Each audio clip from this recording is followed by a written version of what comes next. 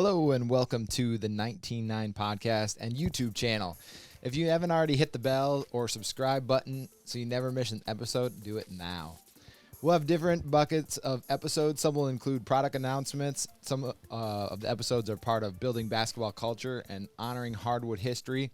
We're going to do one of those today. We're talking a 19.9 classic, two schools I think everyone would love to see in the 19.9 catalog. In a classic Final Four. It's also a continuation of our look at games from the 1992 tournament. What are we talking, Josh? Cincinnati, Michigan. But you screwed up. You know that, right? How did I screw up? That's not the game that we're supposed to be doing. It's not? If you go back to the old podcast, we said let's do all the Elite Eight games. Well, I know we did, but good. Talk to YouTube, or we need to talk to some of those schools and get those games on tape, because I tried to look for Memphis State. Cincinnati is the one that we agreed upon. I know, but that's not what we're doing. No, how come? Because I couldn't find it. I mean, how is it not on YouTube? I don't know. Where is it at? This was a good game though. It was good. So we were actually talking to Cincinnati last week. And I mentioned this game in the call, and said that it might be the leader in the clubhouse for most shit talk during a Final Four game in the history of the Final Four. And the Cincinnati reps were saying that maybe for the Final Four, but not in Cincinnati's history, because they've had some brouhahas with Xavier. Yeah, definitely. And they say that in the game, and I think it's funny to hear the announcers talk about that almost from the start, that was a focal point, because you don't hear anything about trash talk anymore. It has been so exercised from college basketball. It was very new. It was in mainstream, very new to the mainstream at that time. And I was I was actually watching the game with Bravo and EJ earlier. We had it on as we were working down here, or as they were working. I was watching the game, and I was saying that like those early to mid 90s was the perfect blend of athleticism, trash talk. Yeah. But all those guys grew up in the fundamental era too. So like the fundamentals were still there in the game. Like the level of basketball was really good in the game. And it wasn't just all 3-pointers. It wasn't just all athleticism. It was like the game was well played on both ends, I thought. I agree. I think that, we get to the first thing, setting the scene. This is the first Final Four in history that all four teams had previously won a championship. And I just think you had so many cool storylines coming into this. And this game in particular was really interesting to me, because you've got this Cincinnati team that's been out in the wilderness for a long time, but you got young Bear, really young, skinny, wearing a suit and coaching his ass off, just going nuts out there. He looked like young Bobby Knight or something. He was so skinny, and he had that suit. He was one of my favorite parts of the whole thing. For sure, I kept referencing it. Oh my gosh, I could not stop myself from saying Huggy Bear every time he came up. Oh, every time I went to Oakland City for my administrator's license, and one of the guys that was in there, suit money, one of the guys that was in my class somehow knew Huggins and had been like his sort. He was a teacher, of course, but had been like a runner for him while he was coaching, and he had all these stories. I'm not going to repeat them, but he had podcast guest so many stories. Yeah, if he wants to tell them, I'd let him, because he was so fun, like listening to stories about stocking his bar and all that. Even like the little stories were fun about Huggy. It was funny. Just a classic. It was funny to me. I was telling those guys, I'm like, it's just funny to see him in a suit, because now he basically coaches in pajamas at Western Virginia. I know he does. At West Virginia. Yeah. So yeah. But they seem like such the outsiders, and then you've got Michigan, who's this team of 5 freshmen playing, which really should be like the surprise story, but it seemed more inevitable. Did you look up the line? I forgot. I was gonna look up like what the line was on the game, because Cincinnati was the favorable seed. Yeah. And Cincinnati had the freaking lead like the whole game for the most part. They were playing well. I mean, especially the first half, and we'll get into. I guess we can get into that now. But I think the first half, the things that jumped out to me was that their press. I mean, that's that Huggy thing. It's weird that these college coaches, not all of them, like Coach K has changed some, and some coaches, advanced their style a little bit. But Huggy has been like press, like that kind of manic style. It fits his personality, but I mean, you saw it right there. They were everywhere. Everywhere. Even Bravo, who was watching a little bits and pieces of it, was like, "Oh my God, these guys are just flying around." Yeah. Yeah, they did Exel out there. They did a Kenny Martin's job. brother out there playing. Yeah, they did a perfect job too of keeping it away from Jalen Rose and then trapping. I love that trap immediately after half court, and they just jump you, and they did not know what to do. Speaking of Rose, he didn't have a very good game. The part that I watched, but I love his silky smoothness out there. That lefty, and he was just shifty. Yes. And then he had to adjust because he was trying to throw over top of the zone because he was big. He's a tall point guard, and those passes were getting tipped and deflected and picked. And it was kind of a little shell shocked. It looked like, but it never stopped his mouth. His mouth was always running, which I also loved. Always running. I heard it was funny. I was listening to the thing about the NBA draft today, and I think this is something that's interesting. I hadn't thought about before. So they measure a couple different ways, right? That your like standing reach, your wingspan, and then how tall you are. And I think that some people have started to think like, well, it doesn't matter how tall you are, because whatever your standing reach, that's what really matters. But the guy said something interesting today. He said, well, it still matters because you can see over things. Yeah. And being a big guard, so even if you got crazy long arms, still being tall, even if your arms are a little bit shorter, being able to have that vision, like those clear lines, really matter. So I want to talk about the nostalgia of the game. Okay. And part of the nostalgia of the game was Jalen Rose being the point guard and being a big point guard. For sure. Because that from was Michigan. Penny was around, but he just burst on the scene in 92 also. Yep. Jalen Rose burst on the scene. But they compare both of those guys to like a Magic Johnson type point guard because they weren't around back then. Right. You know what I mean? And Pippen in the NBA was that point forward where he was 6'7" and starting to lead the offense more, but that was just evolving too. Yeah. And so like part of the fun of me watching these games is putting myself back in 92 of where the basketball purists saw the game.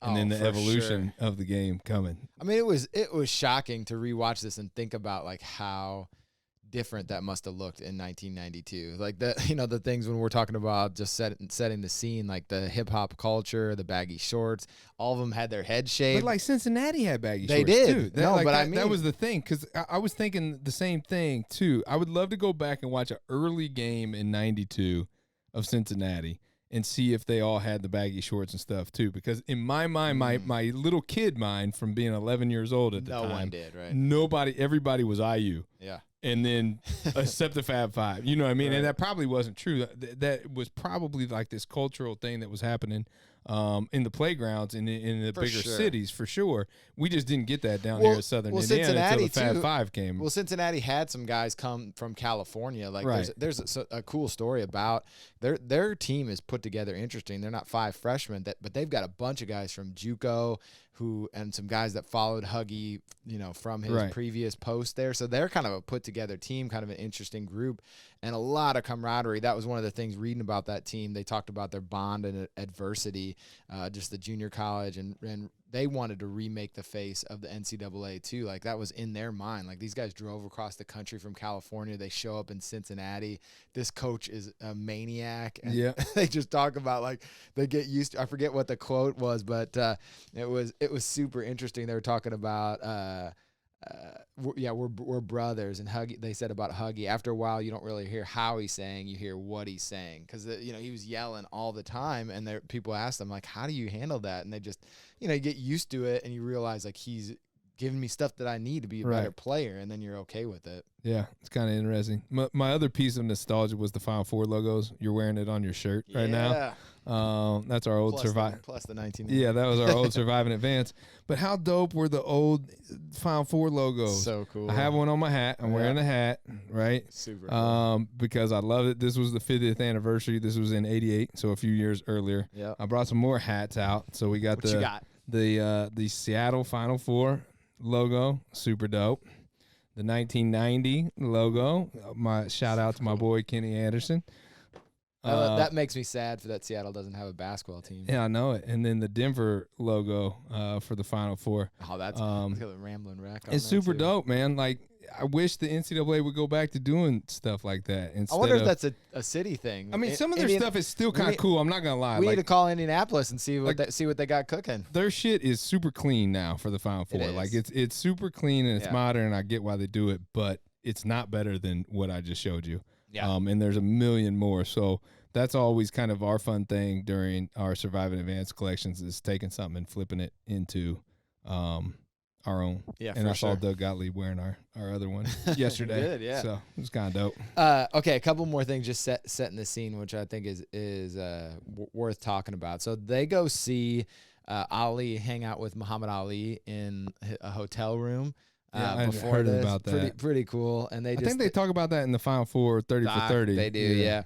Talking about he's the baddest man on the planet. He's doing like magic tricks for him, making him laugh. And then I thought, you also think about kind of pivoting back to the hip hop culture is that the hate mail that Fisher was getting. No doubt. He was getting some crazy stuff. He had to call the FBI, what are people doing? Like, I love sports more than a person should probably, but like they weren't mad at him for losing. I've never wanted to write. They were mad at him for being black. Get out of town. He was like, what is Steve Fisher? Why would he leave? What are you doing? I mean, I can't even fathom that. I know. Truthfully, it is mind blowing. It's mind blowing. It's like. It's so the equivalent to that nowadays is social media. Yeah, it is. And so people just put like hateful shit on social media instead of just not commenting at all. Yeah. You don't have to agree with everything. You don't have to like everybody. There's some shitty people in the world. Turn the TV off. Don't watch it. just turn it off. I mean, don't watch it. Don't watch it. Whatever. It's fine. Like, it's fine. I think we've talked about it before on here. But the funny thing was, like, the narrative on the Fab Five that we got down here in Southern Indiana was completely different than what those dudes really were. Yeah. And so, the word thug was thrown around often. Yeah. And it was that playground style basketball, but those guys were highly skilled, very fundamental, but they were just great athletes too. Yep. And so it was like that perfect mesh that I was talking about earlier. And then it's funny, it's just like the UNLV team, because the UNLV team got the same rap. The Georgetown team, I was a little too young for the Georgetown 84 and Hoya Paranoia, probably the exact same thing. It was just kind of white media painting a picture, if we're being honest. Yeah. And like all those dudes from all of those teams that I just named, highly successful individuals. I know. Very, very smart, very, like, you know what I mean? It's weird to think. I mean, they banned the dunk at one point, right? It's just just such a people are afraid of change. That's a bottom line, and I get it. Like, change can be scary, but at some point you have to realize it's sports and like enjoy the entertainment of it. And for sure, let them express themselves. Even the trash talking, I think maybe has been reeled in too much. Like, it's just sort of fun sometimes because as long as it doesn't like go over the top where you're fighting in the game, the anger in there, like the passion, it was fun to see again. Like, I actually enjoyed seeing a little bit of talk. I know, but seeing it in the game, like it's entertaining to me because those guys, the rivalry it seems more doubt. And more then tangible. You get the back and forth, and we got a little bit of that with Van Exel and Jimmy King, Van Exel and Jalen Rose.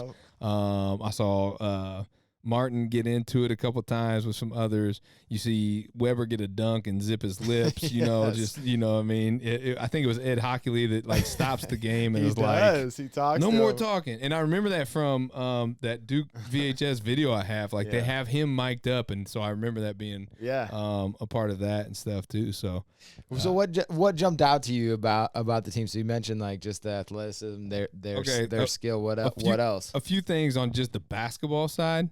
And I'm going to sound like an old-ass man when I talk about this. You've already mentioned one, the press, right? Yep. The press was dope. I love watching old teams press, and I just want people to press all game, all the time. And then they would go from a press, so Cincinnati would man press you, and then they would trap you as you came across half court. That's what I was saying. I loved that. Dope. I loved it. Yeah. And then the one of the other things was how many threes were passed up in that game to get a better shot. So many. Do you see that nowadays? Now Cincinnati started running wild with threes late because they especially towards the very, very end, and they forced some bad shots. But They weren't hitting either. They were broke. They were broke. But that's gonna get me on a rant of the domes. They're playing in the fucking Metrodome as opposed to playing in a basketball arena. But that's just money talking. Yeah. But I always thought that, like, you know, when the Final Four is in Indy, have that shit at Conseco. Have it at Hinkle. Yeah. People would love it. Drive up those prices. Like, you know, if I could afford it, I'd pay $5,000 to go to a Final Four in Hinkle. They're gonna have it. There's no bad seat. They're gonna have it at the Dome with Hinkle capacity this year. There's gonna be like a force field around. That's right. Around it, like bubbled up. Yeah. And then the other part was out of bounds plays. Nobody runs out of bounds plays anymore. That's true. They don't. Everybody just sends somebody out and they throw it deep. And the funny thing was, both teams were running just pick the picker on the out of bounds plays. Yeah. And the shit was working, and people were getting open shots off of it. And nobody cares to set up a good out of bounds play anymore. I wonder why that is. Maybe it must be a numbers. I think some of it is a scouting thing. I think people, but it doesn't matter, and any coach can tell you. It doesn't matter how good your scouting is. It doesn't matter how many times you can talk to your blue in the face of this is what they're going to do out of bounds play. Right. When you get in the heat of the moment and teams are playing, those kids' minds and those players' minds are going so many different directions. You can sneak a backdoor bucket or two on an out of bounds play, and you can score off it. You should score 6 to 8 points out of your out of bounds plays a game. I wonder, though. Period. I wonder on the flip side if you lose possessions too, though, on that by them screwing up the execution of it. Because I would always hear, but you can always send the guy like out. You can always send a release guy and throw it out there. I hate that shit. I know. I don't know. I told you I was gonna sound like an old man. We need to get a coach on here and find out what's going on with that. No doubt. They must have. Somebody must be running coaching clinics and be like, "Don't do out of bounds plays. It's a terrible idea." Can we talk about the whitest moment of all time in that game? Sure. I gotta hear what it is. Jim Nance. Oh my god. Did you pick which up one, on which one? The Nintendo story? Oh my! I did. I got it right here. I go. Where'd I have it? We were sitting down here. Ben Exel, Tecmo Ball champ. Technical champ. He's a Nintendo technical ball. They bring it on the road with them.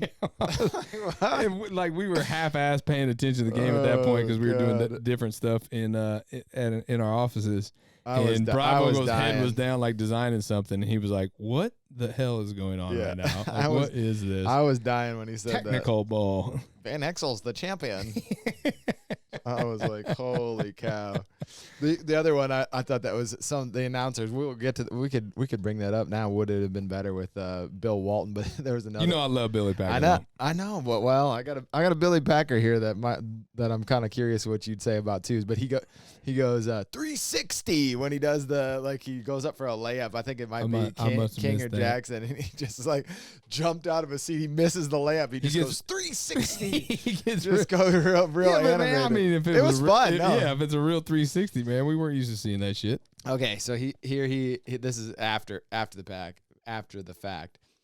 For that team to be called the Fab Five is a disgrace to college basketball. That's the most corrupt team that ever existed and obviously has been wiped off the history of the University of Michigan and of the NCAA. What year did he say that? I don't know. How old is Billy Packer now? It was one of the anniversaries of the Fab Five. So let's just be honest. Quote from him on That's that. fucking stupid. I know. I agree. So my question, though, to follow up on that is, should they hang a commemorative banner in the Basketball Hall of Fame? No, in Ann Arbor. In the Basketball Hall of Fame. Fuck Ann Arbor. In the Basketball Hall of Fame, there should be an exhibition. Should they do it in Ann Arbor first?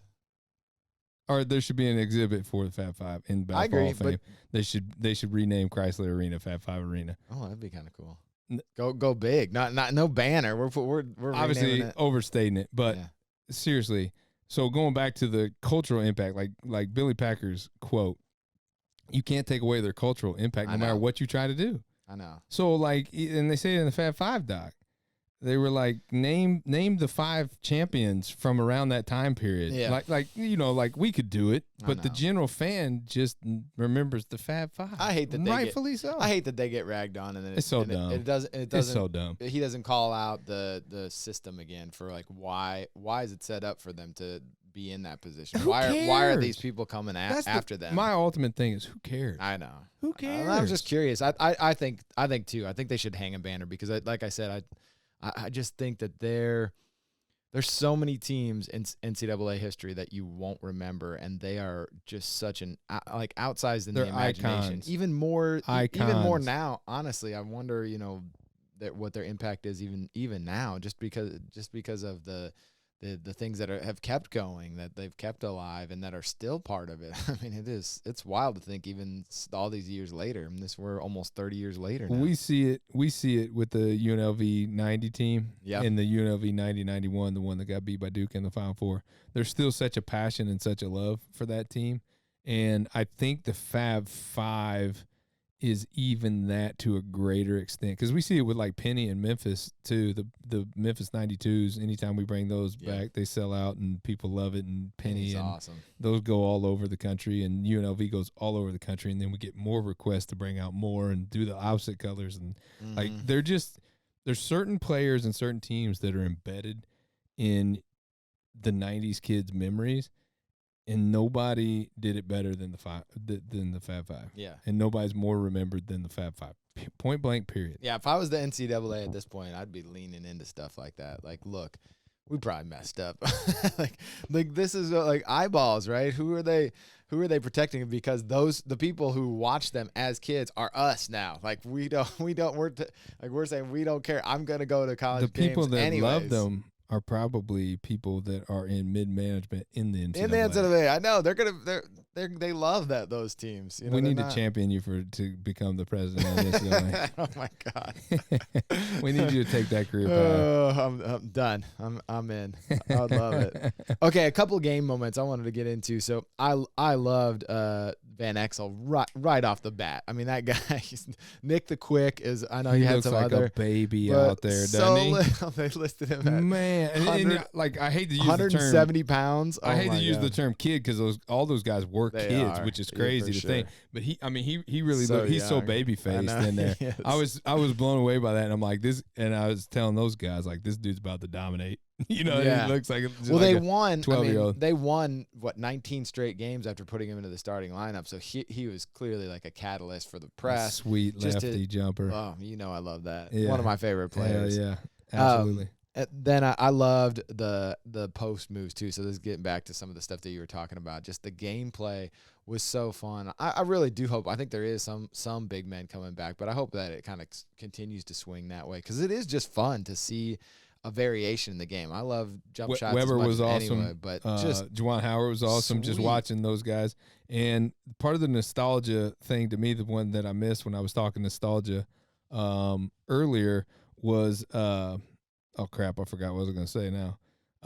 Is how much they let them play. Oh yeah. So the physicality of that game. Not saying that the guys are more physical because the dudes now are just like these. For sure. The top 1% of 1% body types, and they're just physically monsters. Yeah. And I think the game is still very, very physical, despite what everybody says. Yeah. It's just a physical ass game. Those are grown men out there. You get hit playing. by one of those guys, you're gonna know. know. But they let these guys play. There were over the backs that weren't called. There were elbows that weren't called. There was chicken wings that weren't called. And I liked it. I loved it actually. And I wonder if that gets to be why some teams don't press anymore because it's just not worth it. You can't. You end up getting your guys in foul trouble. First 3 possessions, your point guards already has 3 fouls. Exactly. You don't end up forcing enough turnovers to make true. it worth That's a good point. To make it worth it. You're probably right. But the where it turned, I think, too, could speak to that physicality is that Michigan hit the boards hard too. Oh my gosh, those guys crashed. Were a big team. Like that Riley guy they brought off the bench. Yeah, Eric Riley. You think about the Fab Five, but and Michael Talley. Yeah, the weird part about it is right. Like they didn't start the year starting, so that means they had some guys who they were confident. When enough. I believe those guys were part of the '89 Natty too. They were the young guys in that, but they still got the experience of it. Yeah, you know what I mean. I think. A couple of them were, and then they had some other guys. Voskuhl was there. I remember James Voskuhl from. Yeah, so I mean I was more impressed with the guys coming off the bench for Michigan, and then they got Blount into trouble, and he didn't have a very good game. I think that really hurt. He was an NBA player too. I mean, I think that really hurt Cincinnati. Like once he was in foul trouble, Cincinnati they just didn't got have after enough the size. boards too, though. I mean, they got after it too. Those guys were everywhere. They were. I mean, they flying around. That's what it was. Yeah, they they were flying around, but they weren't getting them. I think they got out rebounded 46-30. So they got destroyed on the boards, but it wasn't for lack of effort. 12. They're key in the first half. So you mentioned them being up for a long time. 12 turnovers, 8 steals in the first half. Oh, I know that trap got them. That was nasty in the first half. Yep. Did you catch the part where they were talking about that Flint AAU team that that the one guy that Buford was on? No. Oh my God. Who else was on it? I mean, it's crazy the talent that used to come out of Flint. It was like Steve Smith, Buford, Derek Coleman. I don't even remember that. It was 5 NBA guys. I forgot DC was from Michigan. I know, and I was like, oh my God. We were watching. We have a North Carolina A&T pair of shorts that's coming later in February. So we had to watch a game against that they were playing against 88 Cuse from that poster actually behind you, and we were watching DC. We were trying to like screen capture the shorts details on the shorts because we couldn't find them anywhere, and so we got to watch DC, and I was like, man, I know that guy was something else, man. Like I think I undervalued him when I was growing up. You know what I mean? You can see like sometimes you're thinking about like redrafting guys, and you're like you think about their pro career, and you're like, man, what happened to that guy? And then you see that. Yeah, he misses like 3 straight layups as these guys are guarding him, and he finally just gets the rebound, jumps up, just two-hand murders it off a dude's head, and he just stares at the guy. And we're like, oh yeah, he just got pissed. Like it was. He decided it's time to play. The talent of those guys is just something to marvel at. So I had a couple other things too. So Michigan, I didn't write very many notes on Michigan. This was just like one word thing: size, athleticism, confidence, raw talent. That's all I had. I was like just watching the game. I'm like, those are the things that jumped out to me because it was insane, and it was weird. Like the announcers, again, I know I'm ragging on them a little bit now, but they kept calling them out, saying they weren't confident. I think they were trying to like. Oh, they had that one. They were trying to force that on them as they turned it over a couple times, but I was like. They do not look like they're losing their confidence. They're pissed at each other. They were pissed at themselves for not making certain plays. That's what. Yeah, I picked up on that too. Yeah, but they were not losing their confidence. They were not losing their confidence. I don't know what game you were watching. No. Those guys do. I mean, that might be wishful thinking. It was, yeah. Weber was like dribbling the ball up the court, even like trying to break the press a couple times. I'm like, man, the early '90s, like with again Georgetown, the 3 that stick out to me: Georgetown, UNLV, and in the Fab Five, Michigan teams. Was just, again, it was that transition in basketball to what we know now today. And so you get to see that and experience it from your memories as a kid. Yeah. Right? And now us as old-ass men, 40-year-olds. And then you get to hear it from that timepiece from the people that were around the game and the reporters and stuff. And it's just such an interesting look.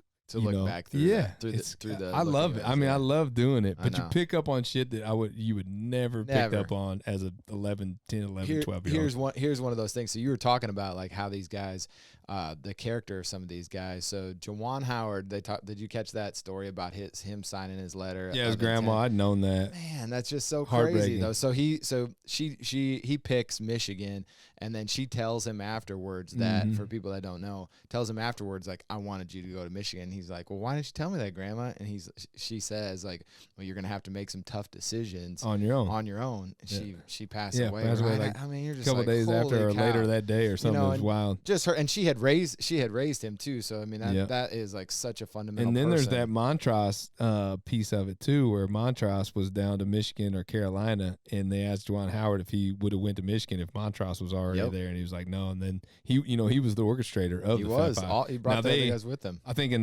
the 30 for 30 they talk about how the team actually took Jalen Rose's personality once Rose came on board because he's such a big personality, and that's still. I know. I mean, I really love Jalen Rose. I know. I have his jersey hanging up in the other room. I should have wore it. You should have.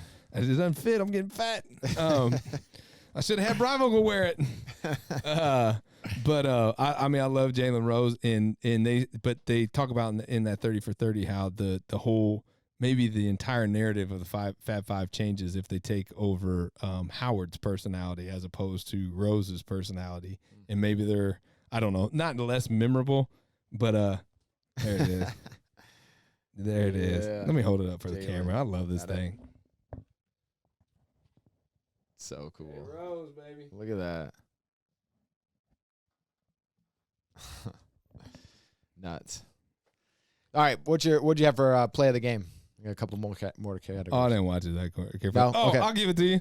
This is my play of the game. I just fed it to you. Yeah. So like I'd looked at this card for like 25 years because it's number 1 on the classic set. So I've had this since I was literally like 10.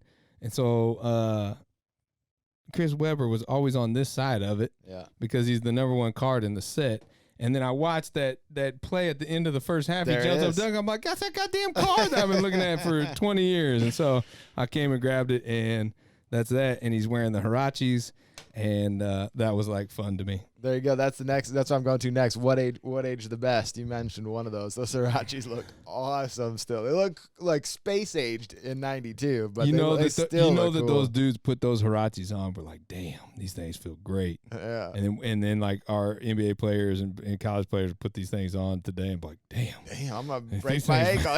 These things feel like bricks. But I mean, I still play in Hirachis from time to time when I do play. Nice. I still have a pair. That's cool. And they held up pretty well. But yeah, the Hirachis, man, they looked wild. I love them. So great. They look so good. That little inner boot. Love I don't that. think Rose was wearing them though. I think Rose was wearing something else. I don't think he had Hirachis on. Interesting. Didn't and no black socks for the Fab Five. I know that. That's that the next comes year. the next year. I totally remember the black socks, but I did not. The black socks with the Barclays. The baggy shorts, obviously. I think the style of play too, just the attitude. I personally just love a little bit of attitude for people playing basketball. It just makes it more fun, especially if you can leave it on the court. It just is. There's nothing better than going out and really competing with a dude and just like getting into it and even like getting a little back and forth talk and then afterwards be like, okay, man, and just letting it all go. The shorts. Come on, Michigan. I know. Come on, Michigan. Can we make that happen? Have you got any messages about that lately? I answer about 5 Fab Five emails a week. We're trying to make it happen. Cincinnati uniforms were dope. I feel pretty confident where we're at with Cincy. Man. So hopefully soon. I want the Cincinnati shooting shirt from back in the day. I know. It's good. But I love that Cincinnati script across their uniforms, and I love those shorts. And I think those shorts go underappreciated. Obviously not the Fab Five ones. But those are appreciated. Yeah, overappreciated probably. Yeah. Well, right amount of appreciation. But the Cincinnati ones, everybody goes to the Forts and the Flints, and then the Kenyon Martin ones. But those Van Exel ones are nasty. So awesome. I can show you a couple mock-ups after this is over. Ooh, all right. We're going to make this happen. Good thing you didn't tell me beforehand. I would have been talking about all about it. Only I'm allowed to break 99 news. All right, Nothing done yet. Last category. Would this game be better with Bill Walton? No. You wouldn't want this. I never want Bill Walton. You love Billy Packer. I love Billy Packer. Talk about overrated. No, he was like the voice of our childhood as far as tournament games We need to look up I did that on a blog post. Remember the voices? I wonder where I had Billy Packer. He's got to be up there. He was like the authority for the NCAA tournament. I mean, he did it for fucking 40 years. Gus Johnson's better. But see, I disagree. I just think he's more exciting. Billy Packer is very knowledgeable for me growing up too. No, there's no doubt. He had a few things in there that were like unbelievable. And his even at this time, his recall. I'm like, how old is this guy? Because he was like talking 20 years before this. I'm like, holy cow. I know. I mean, this is 30 years ago now. And Nance was better back then. Nance was better because he's not acting like he's broadcasting the Masters for the Final Four. Yeah, except the Masters is coming up, and I'm super pumped for that too. Is it? Yeah, it's November 12th. Holy cow! I can't wait. Okay, I need to start. I can't wait. I can't wait till they're out. Like they're probably out there spray painting the azaleas and shit right now. 100%, good. 100%. Or like importing them from South America or something. Oh my gosh! All right, man. What else you got? I'm real excited for this basketball. I know you've been holding it the whole time. I love it. I can't get it out of my hands. It's a Wilson Jet. Where did you even hear about something like that? Oh, I found it on eBay. I was looking for a good photography one, something to put in the photography that looks worn. And so I was able to get this. It looks like you ordered that from Dr. James Naismith. I know. It's dope. I guess they did it for like their 100th anniversary or something. Yeah, they're not making the NBA balls. Or who is it? No, they are now. No, they are. Spalding's out. Spalding's out. That kind of sucks. Like Spalding. I know. You know what I mean? I suppose. And they match my new Blazers, which I'm super pumped about. There you go. Now you're going too far. Really excited for these Blazers. People slept on these, man. Yeah.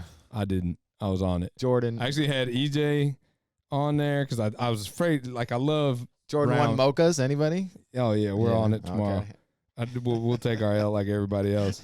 Hey, Bravo and I did hit on the 4s. I know the shock drop. Yeah. So, but no, I'm big on Nike Blazers. I'm big on brown leather.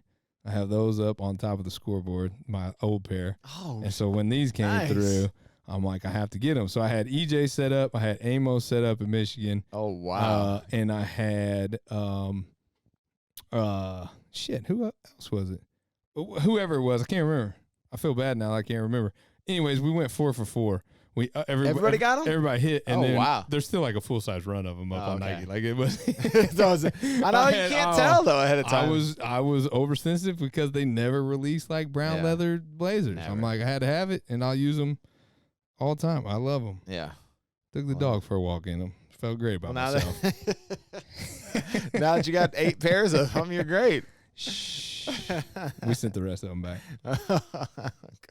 All right, man. Next time we're going to talk a little, speaking of collecting things, we're going to talk a little card collecting. Is that what's on tap for next time? Yeah. Hey, bring your collection down. This guy's like surprising me. He's talking about grading things. I thought I'd know something. I was like, oh, I'm going to talk about how much these cost. That's not even graded. So we're going to get we're going to get into it. I want Bravo to be a part of that one though. Yeah, for sure. He's like the biggest collector that I know, not necessarily of cards, but this man had like a full Star Wars wall when he was a kid, unopened packs. Wow.